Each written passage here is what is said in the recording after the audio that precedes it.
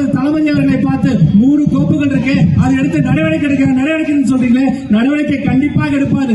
சவால் விடுறீங்க. நாங்கள் இந்த திருச்சி கிழக்கு தொகுதியில் சவால் விடுகிறோம். இந்த கிழக்கு தொகுதியில் இன்னும் சில நாட்களில், சில மாதங்களில் இடைத்தேர்தல் நடந்தே தீரும். மேற்கு சட்டமன்ற தொகுதி அவர்கள் நேரவர்களே, உங்களுக்கு நாங்கள் சவால் விடுகிறோம். நாங்கள் எங்கள் தளபதி சொன்னது போல சாதாரண தொண்டரை நிப்பாட்டினோம். நீங்கள் தொண்டரை நிப்பாட்ட வேண்டாம், உங்கள் தலைவரை நிப்பாட்டுங்கள். அப்படி இல்லை என்றால் இந்த தொகுதியை, இந்த மாவட்டத்தில் முன்னாள் அமைச்சரை நிப்பாட்டுங்கள். யாரை வேண்டுமானால் நிப்பாட்டுங்கள். உங்களுக்கு எந்த இதுவும் ஆனால் ஒரு சாதாரண தொண்டரை நிப்பாட்டி உன்னையோடு சொல்லிக்கிறேன். நீங்க எங்க கட்சியை பார்த்து பல விமர்சனம் வைக்கிறீங்க, பொய்யான கோரிக்கை வாக்கு சொல்றீங்க, இவங்க ஒழுங்கா பண்ணலன்னு சொல்றீங்க.